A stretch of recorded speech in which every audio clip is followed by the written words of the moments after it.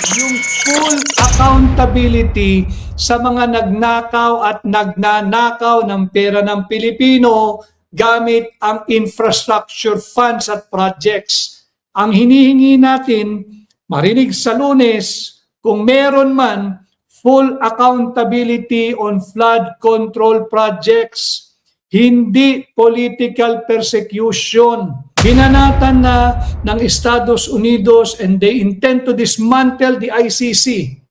Bongbong Marcos patuloy ang pagkanlong, pagkonsinti at pagkilala dito sa ICC, itong International Criminal Court na sa aking pananaw ay isang korte na pinapatakbo ng mga international criminals.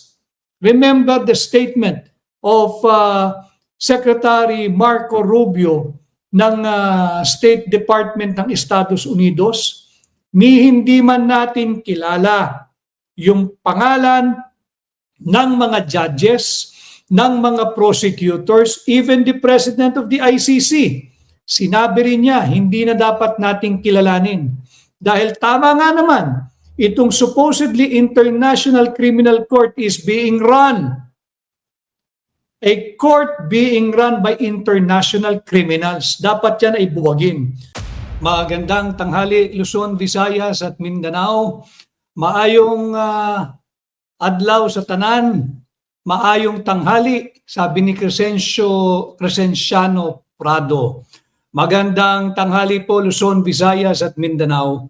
Ngayon ho ay araw na ng Thursday, July 23, 2026 at ganap na pong alas 12 impunto ng tanghali dito sa Pilipinas.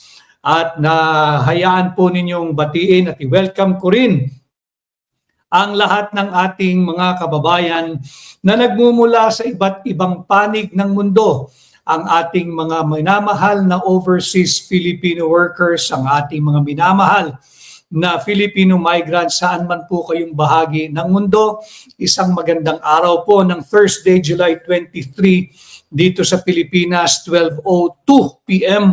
At syempre, yung mga palaki ng palaki, dumarami, laging humahabol. Maraming salamat sa inyo, ang Team Replay. Magandang araw po sa inyong lahat. Tanghali na po, hingin ko ang inyong pahintulot na pahintulutan ninyo akong samahan ko kayo sa inyong pananghalian, yung mga nandirito sa Pilipinas at yung mga nasa ibang panig naman ng mundo. Ano man po ang inyong ginagawa, saan man po ang inyong patutunguhan, sana po ay isama ninyo ako dito sa ating live podcast ngayong araw na ang pamagat ay State of the Nation is Unsound. Marinig po nyo yan, State of the Nation is Unsound. Gabay po nito ang ating live podcast ngayon ay gabay sa inyong lahat habang papabago po dumating yung araw ng Lunes, yung July 27, 2026 kung saan makakarinig naman tayo muli yung panglimang beses na SONA. Panglimang beses na state of no achievement pa rin. Panglimang beses na yung SONA, state of no accomplishment pa rin. Kanya ito ang ating pamagat ngayong araw, State of the Nation is Unsound. Nihiling ko po ang inyong tulong kagaya ni At Galaxy from Singapore. Sana po ay makibahagi kayo actively, maging very engaging ang ating pong live podcast ngayong araw.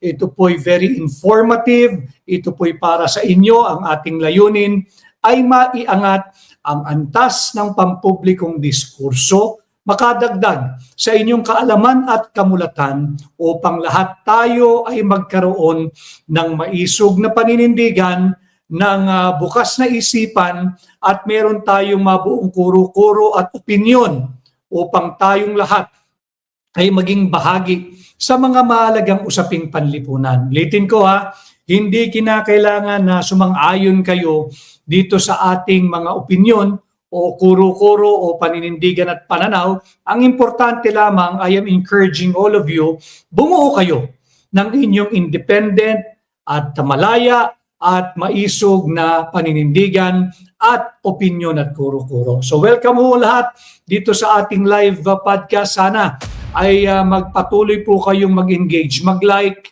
mag-comment, mag-share. Napakahalaga po ng pag-share ninyo, lalong-lalo na ang pag-follow sa Facebook. Yun po yung aking munting hiling sa inyo. Ganon din no, sa YouTube. Sana ho'y patuloy kayong mag-comment, mag-like, mag-react, mag-share, napakahalaga po nun, at mag-subscribe dyan po sa YouTube. Si Galaxy, at maraming salamat. Dan, like as always po, sabi ni Galaxy. Ganon din si at Elmer Tinio from Angeles City. Si Stone-Hearted Man, maraming salamat. Kasama natin siya. Si si Erlene Escora Amodia. Erlene Escora Amodia. Si Julius Soriano, mabuti naman ako Julius at sa naway nasa mabuting kalagayan ka rin. Si Erlinda Flores, hi din sa iyo Erlinda. At sabi ni at Clara Dizon, yes, timing. Hello Attorney Vic, hi Kiara Dizon. At welcome ka dito sa ating pamagat. State of the nation is unsound. Tuloy na po tayo sa ating, may nabasa tayo from Tokyo. Speaking of, at Yana Ilustre, watching from Tokyo, nais ko lamang batiin ang ating DDS Maisog diyan sa Japan sa pamumuno ni Ling Osawa. Ma'am Ling Osawa, congratulations sa ating isinagawang very, very successful na DDS Maisog Camp 2026. Ginawa po yan noong July 18 at 19, dalawang araw, overnight, diyan po sa Fujikawa, Guchiko, Minamitsuru District, diyan po sa Japan. Ling Osawa at ang mga miyembro at kasapi ng DDS Maisog Camp 2026, congratulations, very, very successful DDS Maisog Camp 2026 diyan sa Japan. Si Namil Sanz, magandang tanghali rin sa iyo. Juvie Ebarle. Of course, si Erlene, kasama na natin from Mindanao. Si Weng Quim at Weng Quim. Present din siya from Hong Kong. Si at Buddy Nate, may God bless you too. Melinda Gayoba. May kasama rin tayo from Japan. Hindi ko mabasa ang iyong pangalan pero ipopost natin yan. So muli hingin ko po ang inyong kaunting lambing sa inyo. Patuloy po kayong mag-comment, mag-like, mag-share. Napakahalaga po nun. At mag-follow yung nasa Facebook po. Ganun din yung nasa YouTube. Patuloy po kayong mag-like, mag-comment, mag-share at mag-subscribe sa YouTube. State of the nation is unsound. Sa Lunes, ang tabayanan ninyo, kung may interest pa kayo, pero ang dami ko nakausap, pati mga negosyante, ay hindi na interesado na pakinggan pa itong panglimang yugto ng SONA or may tuturing nating State of No Achievement, SONA 2026, State of No Accomplishment ng kasalukuyang administrasyon. State of the nation is unsound. Alam ninyo, sa buhay ho ng tao, minsan mas minararapat ng ilan o kung hindi man ng karamihan upang hindi malunod, manahimik at sumabay na lamang sa agos. Muna, pansamantala upang hindi ka malunod. Huwag mong kontrahin ang agos, ika nga. Subalit dumarating yung panahon na kinakailangan natin na harapin ang hamon ng panahon at pagkakataon. Kinakailangan nating sumagwan ng laban sa daloy ng tubig sa dagat o ng tubig sa ilog. Kinakailangan nating manindigan, kinakailangan nating kumprontahin ang katotohanan at kinakailangan nating ipaliwanag sa higit na maraming Pilipino that our state of the nation today is unsound. Gabay ito bago kayo mabudol kung kayo man ay manunood sa Lunes diyan sa panglimang edisyon o panglimang yugto ng State of No Achievement or State of No Accomplishment. Joy de los Reyes, salamat. So dito naman na natin makikita, lalagyan natin ng konteksto. Hindi ito basta't kritiko lamang o tinig lamang ng tunay na oposisyon with emphasis on tunay na oposisyon. Marami diyan nagpapanggap na oposisyon pero tumanggap naman ng mali-malitang pera galing sa pondo ng flood control projects. Hindi oposisyon yun. Marami riyan nagpapanggap na oposisyon pero hindi naman makasigaw ng panagutin si Bongbong Marcos sa korupsyon at kurakot na nagaganap sa ating bansa. Marami riyan nagpapanggap na oposisyon pero hindi masabing Marcos resign. So dito po maririnig ninyo ang tunay na kalagayan ng ating bansa sa tunay na oposisyon. Ito ang pananaw namin sa tunay na oposisyon, again with emphasis on tunay na oposisyon. State of the nation is unsound. Hindi po ito basta't sabi-sabi lamang o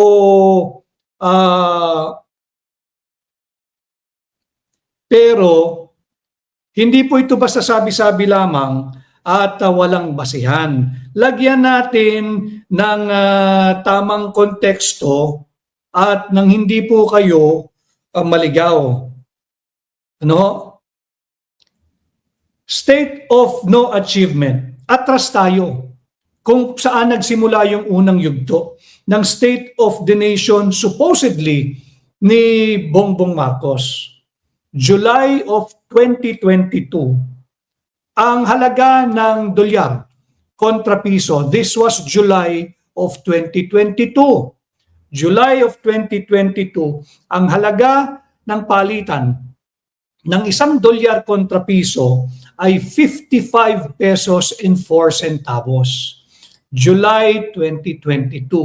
Fast forward, July of 2026, July 23, 2026 to be exact, ngayong araw, ang palitan ng piso kontra dolyar ay pumalo na sa 61 pesos and 74 centavos. Malaki yun mga kababayan, napakalaki ng itinaas ng halaga ng dolyar, napakalaki ng ibinagsak ng piso sa loob lamang ng 4 na taon na pagiging Pangulo ni Bongbong Marcos. Kaya nga yung ating pamagat, State of the Nation is unsound. Again, we will put context, meaning, figures, and facts kung bakit tayo nagsasabi na sa papalapit na ikalimang yugto ng state of no achievement or state of no accomplishment ni Bongbong Marcos bago kayo pagtangkaang budulin na naman sa Lunes, ilalatag na natin yung factual background and factual antecedent bago tayo dumating ngayon dito sa taong 2026. Again, 2022 July, ang halaga ng piso kontra dolyar ay tanging 55 and 4 centavos lamang. 55 pesos and 4 centavos. 4 years after July of 2026, ang halaga ng piso kontra dolyar ay 61 pesos and 74 centavos. Yan na ngayon, daos-dos ang halaga ng piso.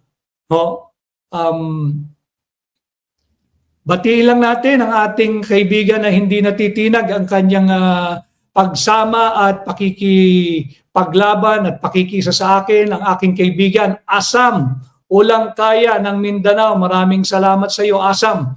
At patuloy ho kayo mag-engage, mag-like, mag-comment, mag-share, at mag-follow yung nasa Facebook. Mag-like, mag-share, mag-comment, at mag-subscribe po yung nasa YouTube. Yun po yung aking munting hiling at lambing sa inyo upang higit na marami ang makarinig, makanood, at maging bahagi ng ating live. So yun po yung ating simula lamang. State of the Nation is unsound. Punta po tayo sa GDP. Lagyan natin ng numero yung ating mga pinag-uusapan at pag-uusapan ngayong tanghali para nasa tamang konteksto. Noong 2022, nung nanumpa ang Bongbong Marcos bilang Pangulo, second quarter, June 30, siya nanumpa. Yun ang start ng termino ng kahit na sinong Pangulo. Ang ating GDP nung second quarter, base sa aking pagsasaliksik, ay 7.4%. Ang GDP, second quarter of 2022.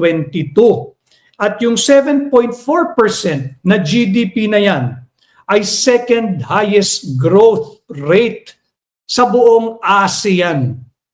Pangalawa tayo sa pinakamataas o pangalawa ang ating ekonomiya na may pinakamataas na growth rate sa buong ASEAN noong second quarter of 2022. Ano ang nangyari 4 na taong makalipas ng panunungkulan ni Bongbong Marcos bilang presidente? Wala pa po yung figure for the second quarter of 2026. Kaya ang maibibigay ko lamang sa inyo, yung ating GDP 2026 first quarter. Lagyan natin ng comparison para maintindihan ninyo that the state of the nation is really unsound, the state of the nation is really unwell. At yung sonang magaganap para sa aking paningin, ibig sabihin yan, another year of state of no achievement, another year of state of no accomplishment. Yung GDP noong 2022, second quarter, 7.4%. 2022 ito. Ngayong 2026, first quarter GDP, sadsad, 2.8%. Yung second highest growth rate natin sa buong ASEAN, second quarter of June of 2022. Second quarter of 2022, 7.4%. Sa ngayon, ang ating GDP base sa first quarter figure ay 2.8%. Tinataya ng maraming ekonomista, pribado at pampublikong ekonomista na ang ating projected growth o paglago ng ating ekonomiya ngayong paparating na second quarter figure, i-release po yan, I think first quarter of August, tinatayang 2.6% lamang. Mababa yan. Napakababa niyan. Mang Inasar, sabi ni Mang Inasar. Thank you, Julius Avindula. May God bless you too. Si Bernadette, good afternoon din sa'yo. Kay Maribel Santos watching from California, USA. Kasama rin natin si Josephine Pacheco. Si at Charmal Convlog from Hong Kong, si Kimberly Quincy.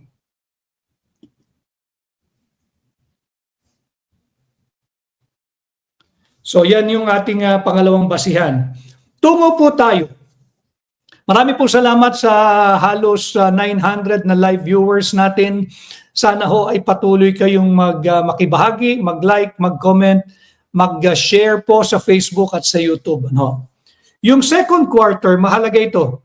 Yung second quarter debt to GDP, yung sukat ho ng yung galaw ng ating o paglago ng ating ekonomiya kontra doon sa ating pagkakautang. Noong 2022, ang ating debt to GDP ay 62.1%. Elevated, mataas. Diba? Panahon ito ni Pangulong Rodrigo Roa Duterte. 62.1% ang ating debt to GDP noong second quarter of 2022. Bakit nga naman hindi? Hindi ba ang sinabi ko sa inyo, yung prudential threshold ng debt to GDP sa mga emerging or developing economy kagaya ng Pilipinas ay 60%.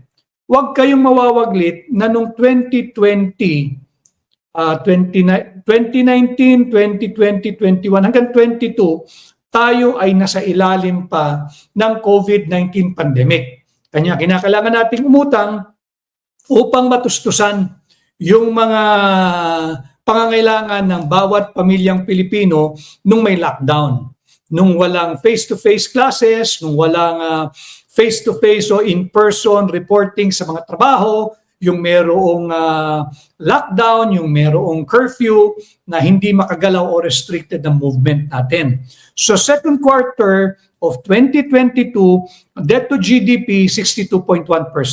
But meron po tayo dyan, we were still reeling and recovering from the ongoing COVID-19 pandemic. That time. Ngayon po tayo, fast forward, first quarter of 2026. Ang ating debt to GDP ay 65.2%. Wala namang COVID, wala namang pandemic. 65.2%. At ito na, yung masasabi nating we have reached our full, kumbaga pa sa isang factory, we have reached our full operating capacity.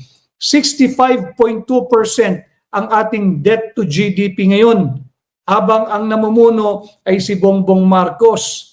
Ito na rin ang pinakamataas na debt to GDP ratio ng Pilipinas na nakita natin for the past 21 years. Yan ang estado ng ating bansa ngayon. Kanya nga yung ating pamagat, State of the Nation is unsound. And we are putting context dito sa ating pamagat, sa ating paksa ngayong tanghali. Punta po tayo ngayon. Kung meron tayong debt to GDP, para lahigit ninyong maunawaan, yung ating pambansang pagkakautang. Nung second quarter of 2022, nung linisan na ni Pangulong Duterte ang pagkapangulo dahil end of term siya, rinespeto niya yung pagtatapos ng kanyang termino, 6 na taon lang. Ang debt total ng Pilipinas nung as of second quarter of 2022, pakilista po ninyo ito, 12.79 trillion. 12.79 trillion ang pagkakautang ng Pilipinas nung lisanin ni Pangulong Rodrigo Roa Duterte ang pagkapanguluhan. Pagkatapos ng 4 na taon, dami nating manonood at supporters from Japan. Maraming salamat sa inyo at of course, ang Hong Kong, kasali rin ang Hong Kong. So ngayon, sa kasalukuyan, from 12.79 trillion pesos noong taong 2022 second quarter, ang pambansang pagkakautang ng Pilipinas ngayon as of end May 2026 ay 18.55 trillion pesos. Makikita ninyo yung laki ng itinalon. Halos 6 na trilyong piso. 18.55 trillion pesos ngayon ang ating pambansang pagkakautang. Hindi po libre yan. Babayaran ng bawat Pilipino itong 18.55 trillion. Na nung nag-assume si Bongbong Marcos bilang Pangulo nung second quarter of 2022 ay nasa 12.79 trillion lamang ang ating pambansang pagkakautang. Yan ang konteksto kung bakit natin sinasabing the state of the nation is unsound. Lumobo ang ating pagkakautang, lumobo ang ating debt to GDP, lagpas-lagpas na doon sa international prudential threshold kung tawagin. Ang ating GDP daos-dos, July of 2022, 7.4%. Pangalawa sa pinakamalaki sa buong ASEAN. Ngayon, ang ating debt to ang ating ekonomiya, ang ating GDP 2.8% lamang. Ang halaga ng piso noong July of 2022 kontra dolyar 55 pesos and 4 centavos. Ang halaga ng piso ngayon habang tayo nagsasagawa ng live podcast na may pamagat State of the Nation is unsound, 61 pesos and 74 centavos. Lumobo ang ating pagkakautang. Saan napunta ang pera nating mga Pilipino? Lagyan pa rin natin, ilatag natin. Meron tayong public school classroom shortage. Malinaw yan. Hindi naman nawala itong public school classroom shortage. Pakikita ko lamang sa inyo higit na lumobo dito sa ilalim ng Marcos administration para hindi kayo mabudol sa state of no achievement na magaganap diyan sa Lunes. Para lang magabayan kayo. Ang kakulangan ng ating classroom ay nasa pagitan ng 145 to 165,000 units. Yan po yung bilang ng classroom na mayroon tayong kakulangan pagdating sa public school education system. Napakalaki, napakalaki.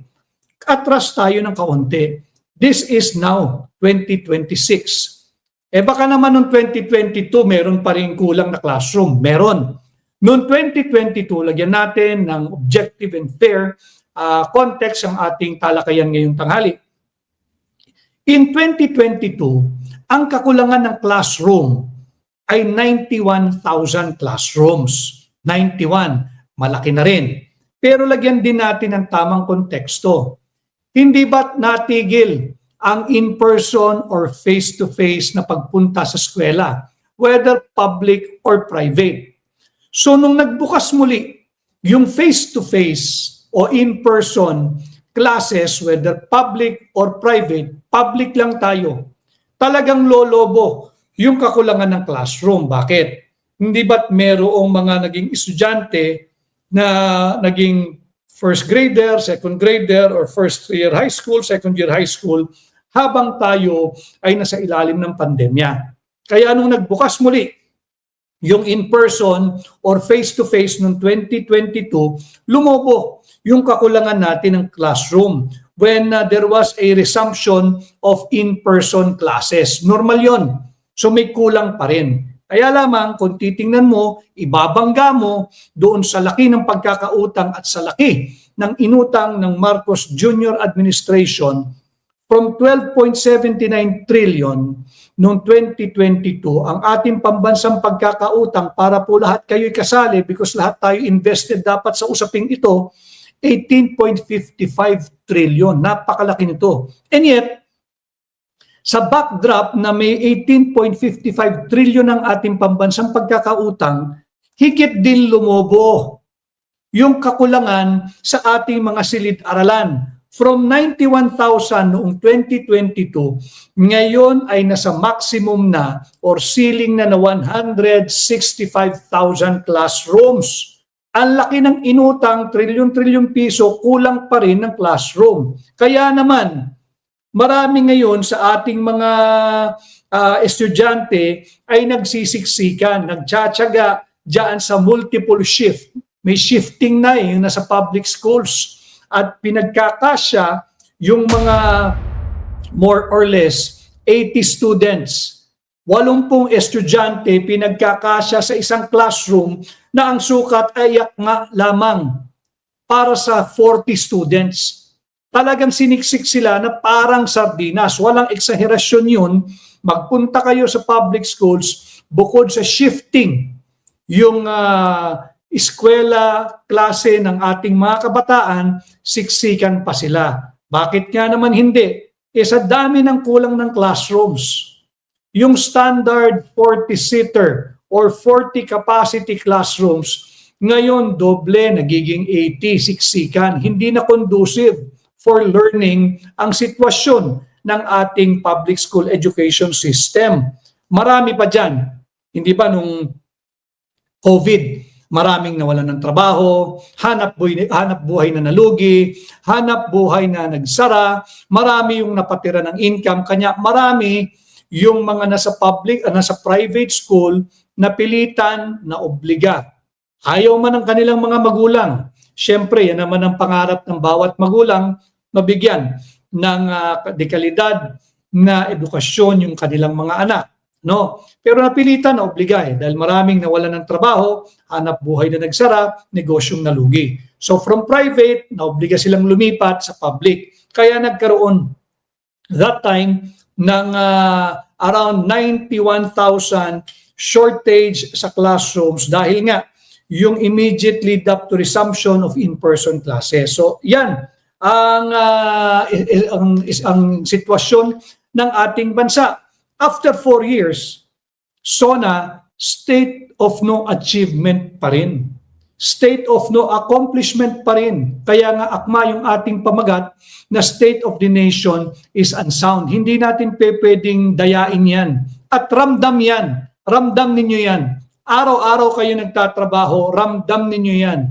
Ramdam ninyo yung hindi mapigilang pagtaas ng produktong petrolyo at kung gaano kabilis ang pagtaas ng produktong petrolyo pagka pag-normalize naman ang sitwasyon sa gitnang silangan, napakakupad, napakabagal, daig pa ang pag-usad ng pagong sa pagbalik at pagbaba ng presyo. Duard Tan, maraming salamat sa iyo from Seattle watching. Si Eagle Weng PS, bahagi siya ng Reforma Pilipinas. Salamat sa iyong pagsubaybay. Si BBS Las Vegas, sana patuloy kayong mag-like, mag-comment, mag-react, mag-share, mag-follow. Yung share po, napakahalaga niyan. Napakahalaga niyan. Si Olivia Palconete, may God bless you and your family too. Si At Danggoy from, parang danggit ito, At Danggoy from Hong Kong. Si Nenita Tapia from Batangas. Si Nenita Tapia from Batangas.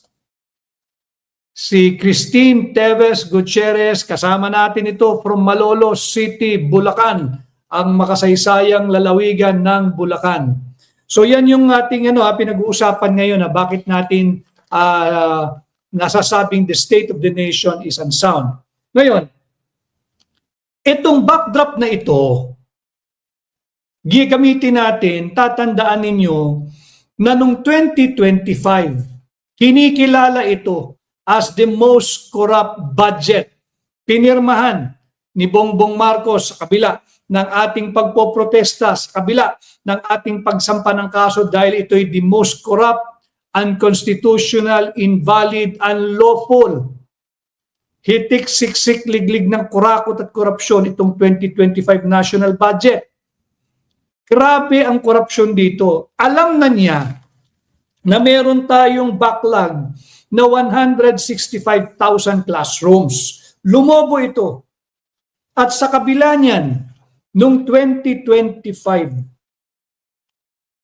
22 classrooms lang ang ipinagawa ng kanyang administrasyon. Ito yung dapat ninyong antabayanan kung kayo man ay mag-aaksaya ng panahong makinig diyan sa darating na SONA sa Lunes, yung state of no achievement. And ito linalatag ko sa inyo, yung mga katotohanan. 2025 gamit ang most corrupt budget sa kasaysayan ng Pilipinas. Tanging 22 classroom, 22 classrooms lamang ang ipinagawa ng Marcos Jr. administration. 22 classrooms. Alam ninyo ang ating backlog, 165,000 classrooms. Alam nila yun. Gumawa na sila ng target, mga kababayan. Ang target nila, magpapatayo ng 1,700 classrooms. 1,700 na nga lang. It will not even make a dent doon sa kakulangan 165,000 classrooms.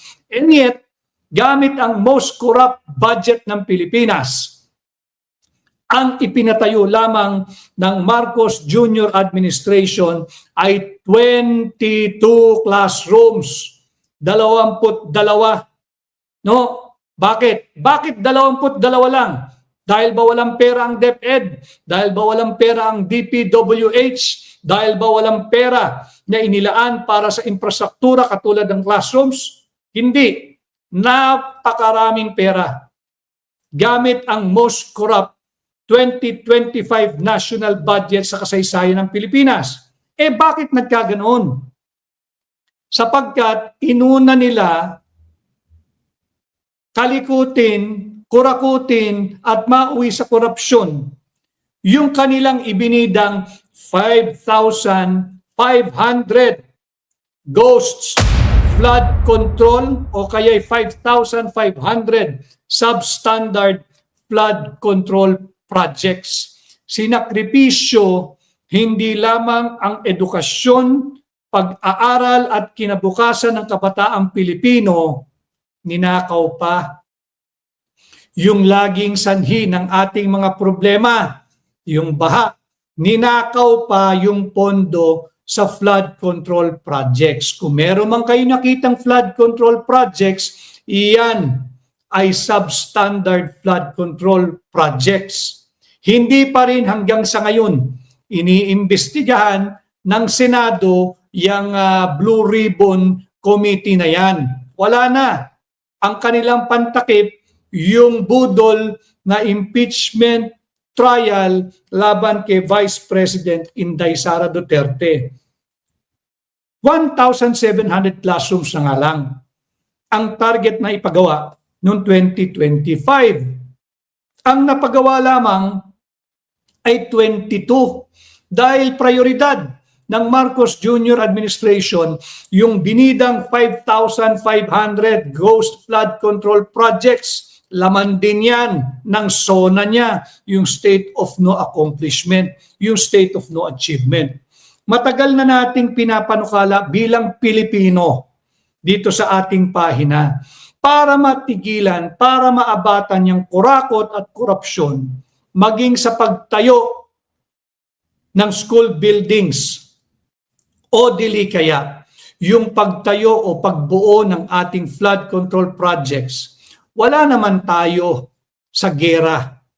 Wala naman tayong hinaharap na digmaan. Merong engineering brigade ang ating Armed Forces of the Philippines para matigilan yung kurakot at korupsyon, matigil yung tongpats ng mga contractors at mga magnanakaw, korap at kurakot na private contractors, private construction company. Dapat let us utilize the AFP Engineering Brigade. Hindi man nila kayanin lahat. Malaking bahagi ng kakulangan ng silid-aralan matutugunan na. Sapagkat hindi lamang patungkol ito sa may magkaroon sana ng accomplishment ang Marcos Jr. Administration. Hindi importante yan eh. Ang importante yung napabayaan na edukasyon at isinugal na kinabukasan ng ating mga kabataan. Let us utilize the Armed Forces of the Philippines. Let us utilize the DPWH engineers, employees. Ang dami niyan. Tasking natin siguro yung 1,700 na target last year. Kung hindi ninako ang pera nating mga Pilipino at hindi na uwi, hindi naging priority yung ghost flood control projects at ghost flood substandard flood control projects, nagawa yung 1,700 classrooms. Pero anong nangyari? 22 classrooms lamang ang nagawa. State of the nation is unsound. State of the nation is unwell. State of no achievement na naman sa Lunes, pang-5 edisyon. State of no accomplishment na naman, pang-5 edisyon sa Lunes. Litin ko, matagal na nating pinapanukala. Pakinggan ng pamahalaan, utilize the AFP Engineering Brigade. Kung ginamit yan, ako nakakatiyak ako, hindi korap yung mga sundalo. Hindi lahat merong iilan-ilan dyan, pero yung mga kaibigan natin dyan, higit na maraming matitino at ang puso ay nasa sambayan ng Pilipino. Hindi lang 22 classrooms ang nagawa. Higit dyan ang magagawa. Hindi lang 22 ang nagawa. 22 lang. Ang target mo napakababa na nga lang. 1,700 trillion piso sa most corrupt national budget noong 2025. Ang output mo sa 1,700 target na classrooms, 22 lang.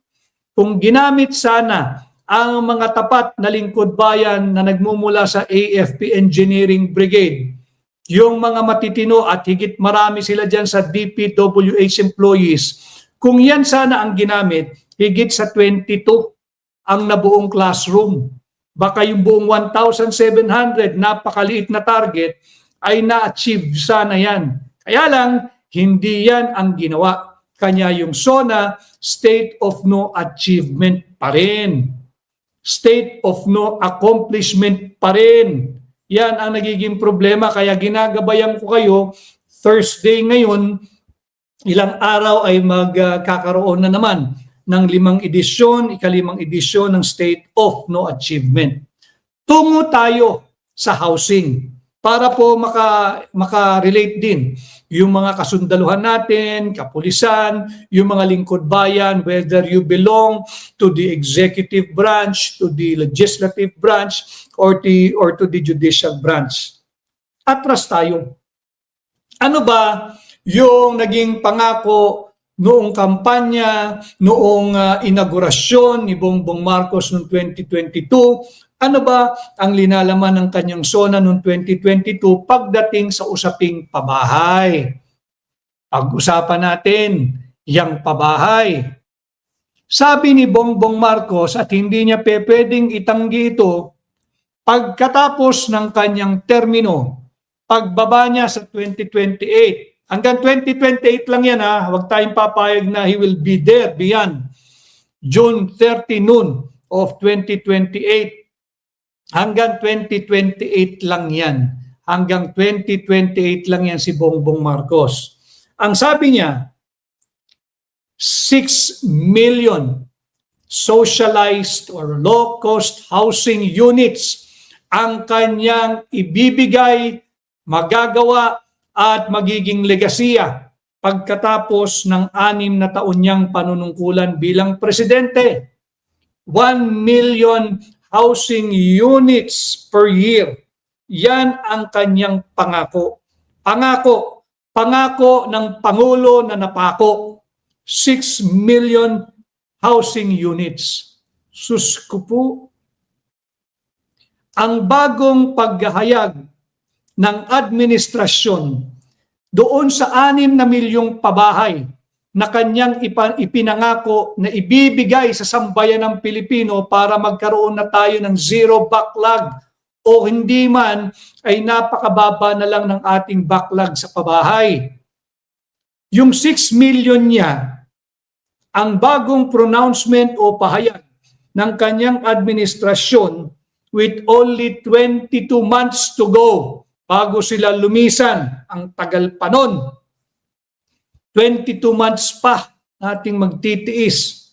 22 months to go, ang kanyang pahayag na naibahagi na nila ay 423,430 socialized or low-cost housing unit. So ang target, 6 million housing units by the end of his term. 1 million housing units every year during his incumbency. But their latest pronouncement, only 423,430 units ang meron lamang silang naipamahagi o handang ipamahagi. May catch pa yan ha. Yung 423,430 housing units, hindi lahat yan ginawa ng Marcos administration. Higit kumulang 259,365. Litin ko yung kanilang press release o yung PR o yung propaganda, meron na raw silang naipamahagi o handang ipamahagi na 423,430 socialized housing units. Maliit pa rin yun. Bakit? Pangako mo 6 million bago matapos ang termino mo eh. Pangako mo 1 million housing units taon-taon eh. Pang-4 na taon mo na. Pang-5 SONA mo na. Ang handa ka lang ipamahagi o naipamahagi mo na ay 423,430 units. Again, may catch dyan. Marami pong salamat sa higit sa 1,000 live viewers po natin ngayon dito sa aking Magic Eye. Ang hiling ko po, patuloy po kayo mag-engage actively. pinopost, binabasa po natin ang inyong mga comment dito.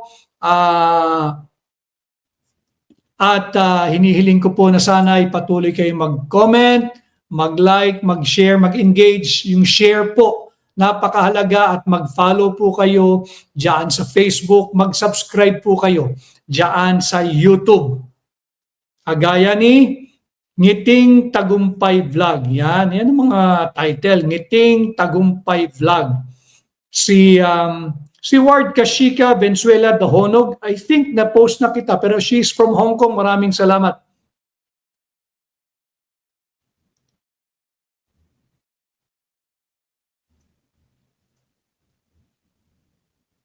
Sabi ni, may kasama tayo. Si Nonong Cordova. Si Nonong Cordova, aking kaibigan mula sa lungsod Quezon. Ngayon siya ay nasa Bicol na. Hello, Nonong. At nakakatuwa na bahagi pa rin ng ating pagkakaibigan. From Dubai, si Leo Febrer, si N. Razatlab or si N. Baltazar. May God bless you too. Si at Virginian's wife from Virginia, USA. Sama natin ang kaibigan natin na si Jane Monasilio from Cebu. Si Che Miller from South Korea. Nakakatuwa dahil ang ating parang ang trato ko rito, naghahanda din ako ng ating topic, nagpapa-research, nagre-research mismo, inaaral natin, and our classroom is global. Wala po tayong borderless po tayo. Merong South Korea, may Dubai, may Hong Kong, may Singapore, may Virginia, may Switzerland, may Hong Kong. Napakarami po nating mga Pilipino saan mang pumpanig ng mundo, at kaya pinaghuhusayan natin yung mga topic na maging very, very informative, very, very engaging, at very, very authoritative. Si Lorna Giwan Ungab. Kamusta sa'yo, Lorna Giwan Ungab? Si Shelo, ang ating kapatid na base ito sa California, USA. Mabuhay ka rin at mag-iingat ka, kapatid. Si Bruen Bialo from Davao del Sur. Si Sam Saida Odin Pendi. May God bless you too. Please continue sharing our live podcast ngayong araw, at mahaba pa po itong ating pag-uusapan. May nag-comment kanina, huwag daw masyadong habaan, hindi natin kinakailangang iksian upang higit na mapaunawa sa inyo ang estado ng ating bansa. Sabi nung nag-comment kanina, baka raw pwede 1 hour lamang dahil marami pa siyang panunuorin. Maraming salamat at ikay nakaabang. Kung hindi mo man matapos, wala namang pumipigil sa iyo na lumipat at panuorin ang iyong gustong panuorin. Subalit, hindi ko pwedeng biguin ang higit na maraming Pilipinong umaasa ng tamang impormasyon, at pinapasimple natin, ginagawang payak yung mga mahalagang usaping panlipunan upang maunawaan ninyong lahat, sapagkat hindi tayo uunlad kung marami sa atin ay mananatiling mangmang at makukuha lamang sa 2,000, 5,000, kahit na 10,000 pisong halaga ng ayuda. Hindi tayo uunlad. Kinakailangan alam ninyo at meron kayong tamang konteksto ng nangyayari sa ating bansa. Si Romy Cero. Hi Romy Cero. Kakasabay pala tayo. Sana ay lapitan mo ko one of these days pag tayo'y nagkita. It will be my honor to meet you personally, Romy Cero. Shout out kay Romy Cero. Si Anna Gray from Melbourne. Anna Gray from Melbourne. Sabi ni James or James, run for VP Attorney Vic. Nako po, hanggang senador lang tayo. Yan yung ating pakay, pero hindi pa po ngayon dahil wala pa namang kampanyahan. Si Jen Espiritu from Binondo, magandang hapon. Maraming salamat sa iyo, Jen. Si Candelada Jerry.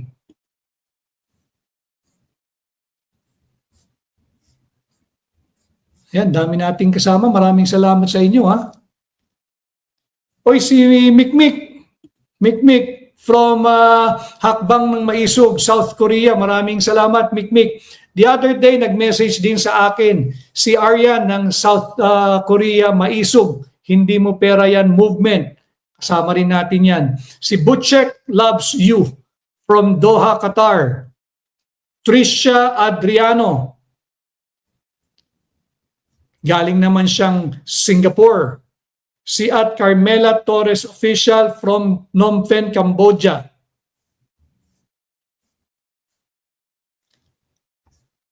So napakarami nating nakasubaybay. Patuloy po kayo mag-engage, mag-like, mag-comment, mag-react, mag-share. Napakahalaga po nun. Mag-follow sa Facebook at mag-subscribe po sa YouTube. So yung housing project natin, sabi ng pamahalaan, 423,430 units na ang kanilang handang ipamahagi o na ipamahagi. Fact check natin.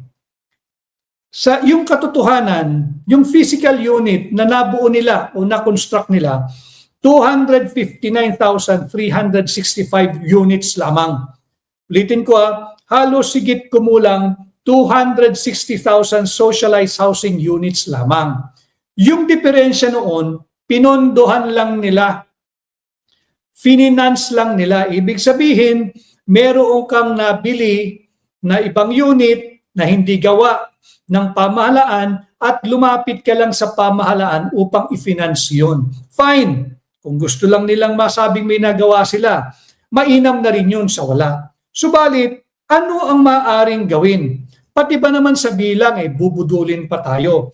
Ang pangako ay 6 million housing units from 2022 to 2028. 2026 na ngayon. Kanya nga the state of the nation is unsound. Kaya nga yung panglimang yugto ng SONA is state of no accomplishment. Yung ikalimang yugto ng SONA, state of no achievement. Just look at the housing, socialized housing units target. 6 million units for 6-year term ni Bongbong Marcos. 2026 na ngayon. Yung pangakong pabahay ng Pangulo na napako, 1 milyong pabahay kada taon, sa kasalukuyan, ang naipamahagi o handang ipamahagi, higit kumulang ay 260,000 socialized housing units pa lang. With 22 months to go, hindi nila mabubuo ni kalahati o 1/3, 2 million housing units man lang. Wala nang pag-asa yan. Kaya ngayon sabi ko, the state of the nation is unsound. Tell me now, yung mga trolls, sabihin ninyo ngayon sa inyong sarili, kumbinsihin ninyo, mali ba yung ating pamagat that the state of the nation is unsound based on the promises committed, made, and undertook no less than by your president, yung kinikilala ninyong presidente. 6 million housing units per year. 6 million housing units for 6 years, 1 million socialized housing units per year. To date, ang nandyan pa lamang ay hindi labis kumulang sa 260,000 units. Malayo sa katotohanan yun, malayo sa target yun. Ano ang pwedeng gawin? Tingnan natin yung ginagawa sa ibang bansa. Total, aminin man nila o hindi, bagsak ang ating ekonomiya. Matumal ang daloy ng pera.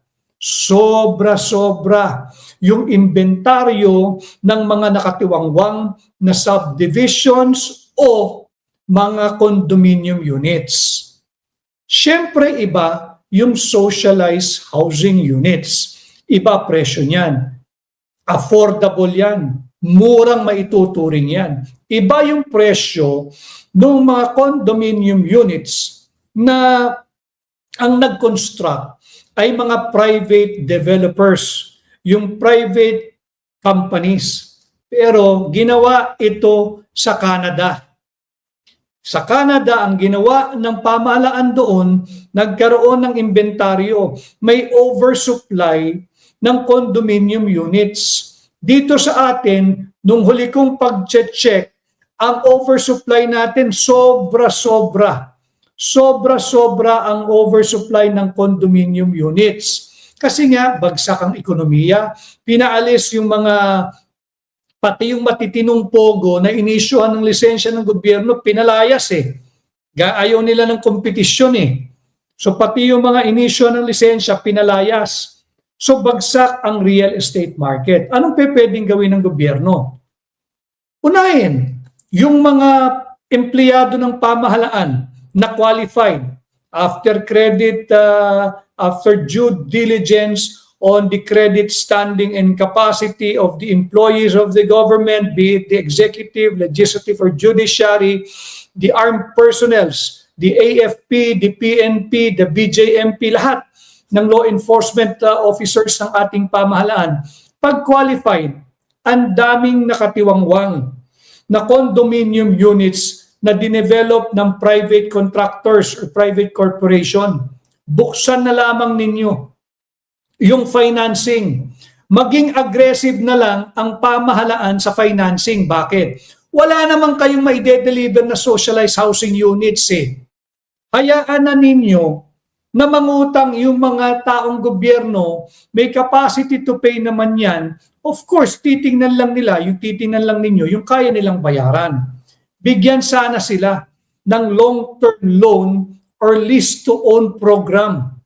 Ang daming pera ng pamahalaan. Ninanakaw lang gamit ang infrastructure projects kuno ng DPWH, gamit ang flood control projects kuno ng Marcos Jr. administration.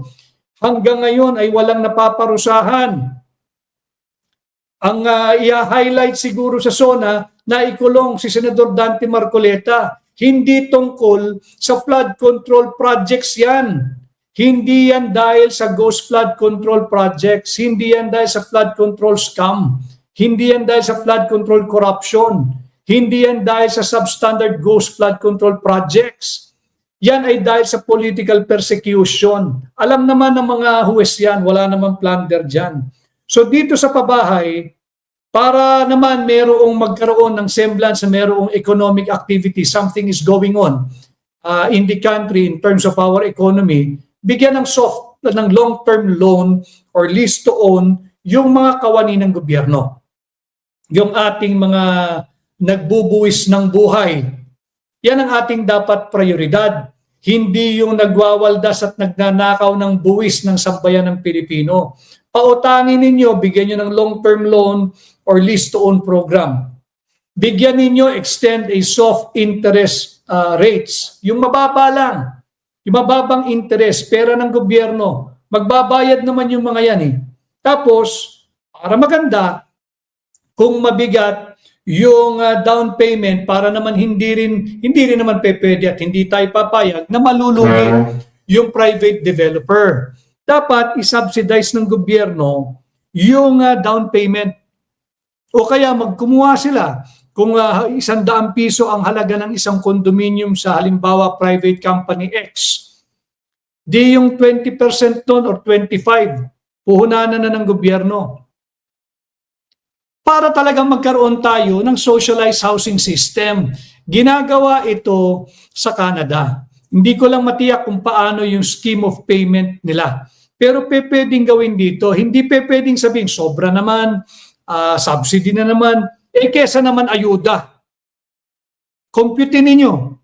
Kesa naman ayuda, yung mga empleyado kawani ng pamahalaan, whether you belong to the executive, legislative, or judiciary, o yung mga kasamahan natin sa Armed Forces of the Philippines, sa PNP, sa BJMP, sa Coast Guard, sa NBI, sa lahat ng law enforcement agencies.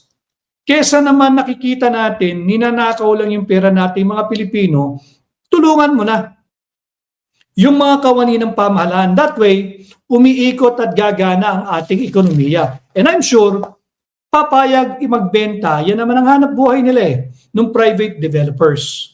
Tungo tayo ngayon para mas maintindihan ninyo yung ating Philippine Development Plan, PDP Plan for the year 2023 to 2028. Ano ba ang linalaman ng Philippine Development Plan? Ano ba yung nakasaad dyan? From Teresa Rizal, shout out, sabi ni Avelino Vitalicio. Avelino Vitalicio from Teresa Rizal. Si Robert Arboleda Fabrigar. Meron tayong kasama, speaking of Canada, kasama natin from Canada. Yan, kagaya ni at GDB. Nangyayari ito sa Canada. I hope you're still watching. Kung may gusto mag-fact check, ang sabi ko kasi sa Canada, ang pamahalaan, nag-inventaryo ng mga available condominium units dahil may oversupply. At para matugunan yung kakulangan ng pabahay sa Canada, gagawin ng gobyerno, sila na ang bibili at ibebenta nila, bahagi ito ng kanilang socialized housing program. Dapat ganun ang gawin dito. Wala naman na magagawa yung 22 months na yan. Yung pangakong 6 million na pabahay na pangakong napako ni Bongbong Marcos, wala na yan.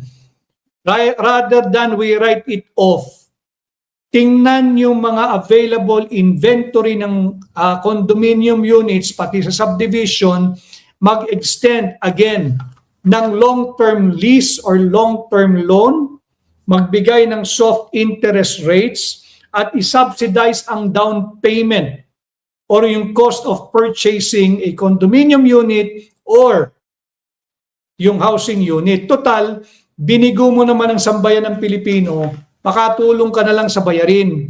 Hindi rin madahilan na sabing walang pera. Wag ho kayo maniniwala ron. Sobrang daming pera ng Pilipinas. Ninanakaw na nga lamang eh. Ninanakaw na lamang. From British Columbia, si at Mary Perez. Si Mario Ramayla from Cebu. Si Mark Bese. Tatalakayin natin ito. Bandang dulo ito. Hagip ito ng ating talakayan ngayong araw.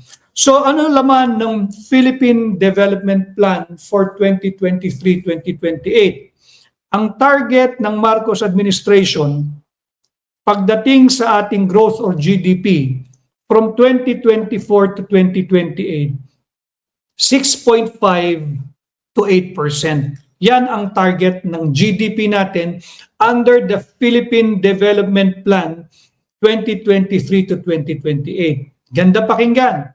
Subalit ang katotohanan, noong 2025, 4.4% lang ang ating GDP. Sablay.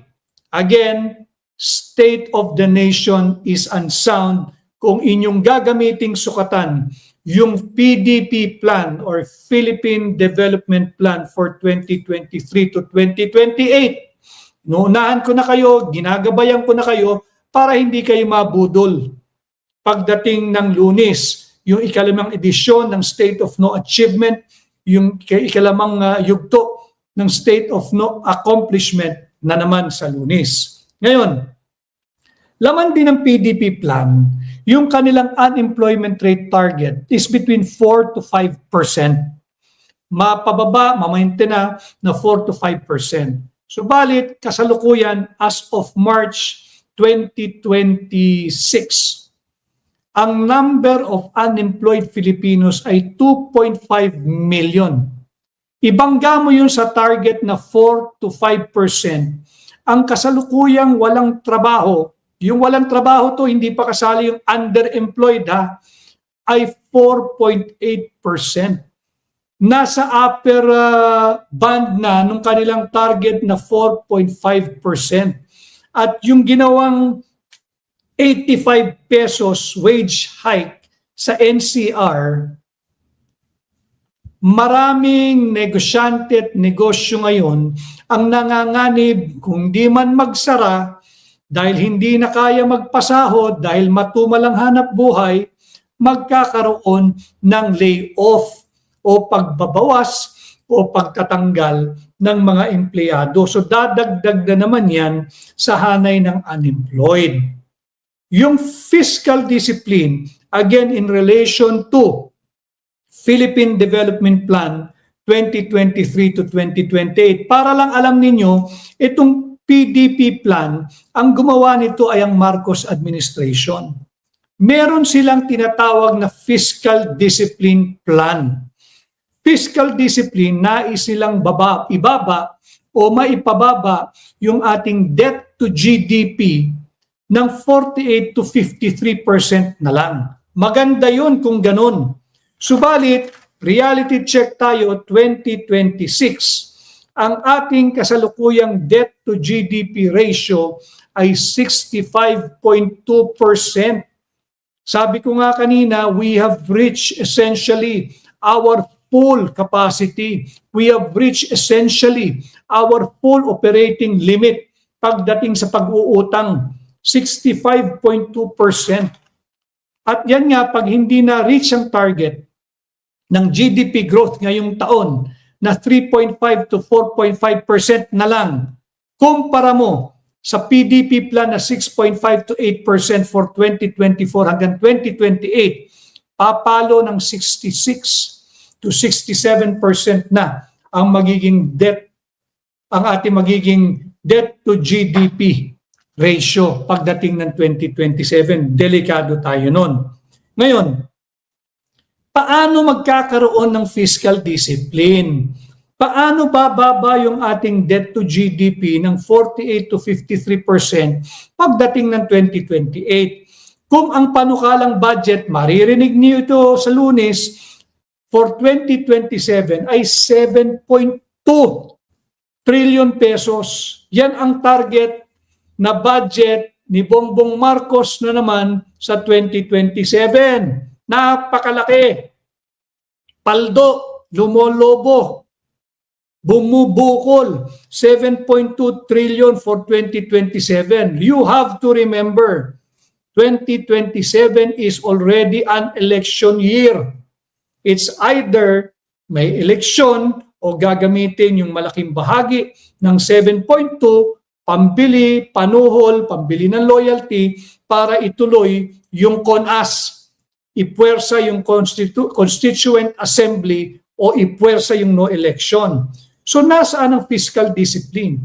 7.2 trillion ang budget for 2027. Tanong, mapopondohan ba yung 7.2 trillion? Sagot, hindi.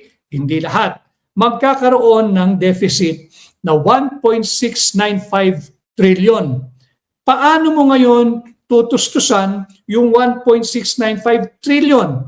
Iuutang mo na naman yung 1.695 trillion na tinatayang deficit o kakulangan sa napakalaking 7.2 trillion hinihinging budget ni Bongbong Marcos for 2027.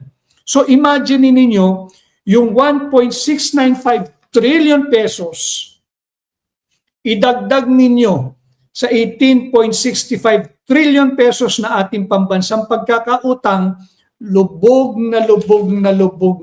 na tayo sa pagkakautang. Bago matapos ang termino ni Bongbong Marcos, aabot sa tinatayang 22 to 23 trillion pesos ang magiging pambansang pagkakautang ng Pilipinas. Ano ngayon ang tamang konteksto o comparison dito? Pagbaba niya bilang Pangulo, aabot sa 22 to 23, at least minimum, 22 to 23 trillion pesos ang magiging pagkakautang nating mga Pilipino. Mula noong 2022 na ang pagkakautang lamang ay 12.79 trillion. Mantakin ninyo, aabot sa higit 11 trillion pesos ang inutang at uutangin ng Marcos Jr. administration. Saan napunta? Saan napunta? Walang proyekto. State of the nation is unsound. Fifth state of the nation, state of no achievement. Fifth state of the nation or state of no accomplishment pa rin ang kanyang mangyayari pagdating ng darating na Lunes. Ang inyong pinakinggan yan. Sabi ni Ricardo Fermin, yan na nga ang nangyayari. Either uutangin yan o magbebenta na naman ng assets. Ang tanong, kanino binibenta yung assets? Hindi nila, walang transparency mga kababayan. Ultimo yung gintong reserve natin na ibinenta, hindi pa rin tinutugunan. So walang fiscal discipline Doon sa PDP or Philippine Development Plan, walang fiscal discipline. Yan ba'y maituturing yung fiscal discipline? We are spending more than what we are earning. Yan ang katotohanan. Imagine ninyo yung konteksto ng personal ninyong buhay. Sumasahod ka lamang ng 30,000 piso kada buwan, ang gastos mo ay 50,000 pesos. Sabihin mo sa akin kung hindi ka malulubog sa utang. Litin ko para maunawaan ninyo ang ating mga pinag-uusapan, yung pagdating sa fiscal discipline, yung personal na lang ninyong pananalapi. Kung ang sahod mo kada buwan ay 30,000 pesos kada buwan, pero ang gastos mo kada buwan ay 50,000 pesos, negative ka ng 20,000 pesos, sa tingin ninyo, hindi kayo mababaon sa utang? Sa tingin ninyo, hindi ka mauuwi sa kakautang? Itong fiscal discipline, wala yan sa administrasyon ni Bongbong Marcos.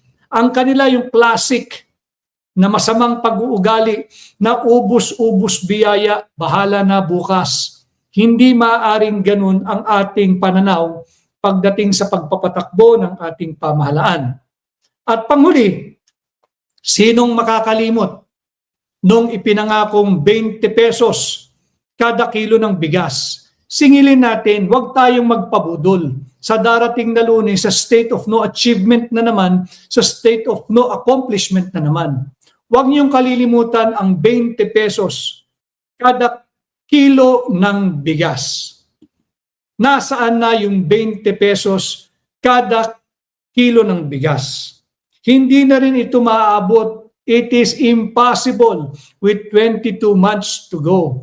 Imposible rin, mga kababayan, na kayang ipagpatuloy ang subsidiya. Huwag tayong umasa dyan sa subsidiya na yan. Sapagkat pag puinersa, yung 20 pesos kada kilo ng bigas, papatayin mo ang hanap buhay ng mga magsasaka.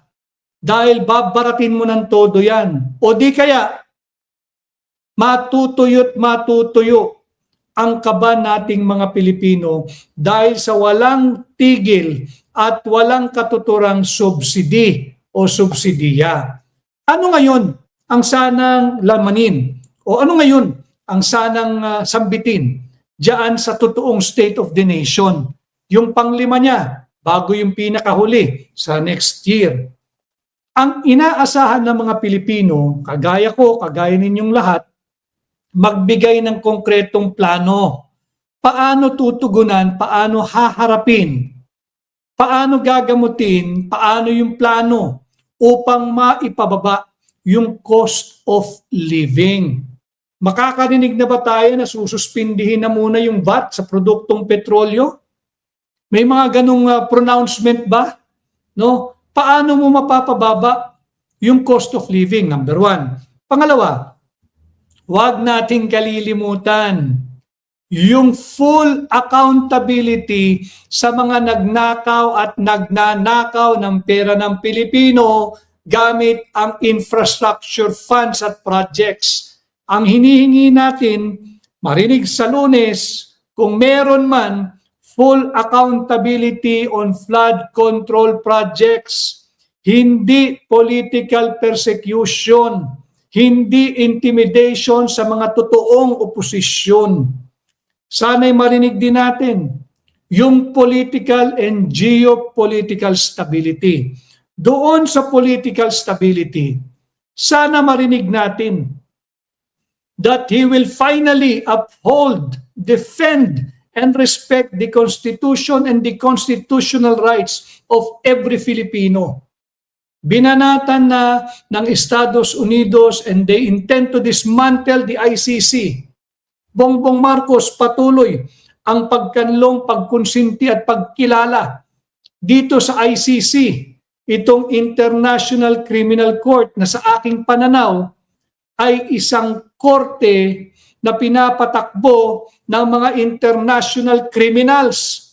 Remember the statement of Secretary Marco Rubio ng State Department ng Estados Unidos, ni hindi man natin kilala yung pangalan ng mga judges, ng mga prosecutors, even the President of the ICC. Sinabi rin niya, hindi na dapat nating kilalanin. Dahil tama nga naman, itong supposedly International Criminal Court is being run. A court being run by international criminals. Dapat yan ay buwagin.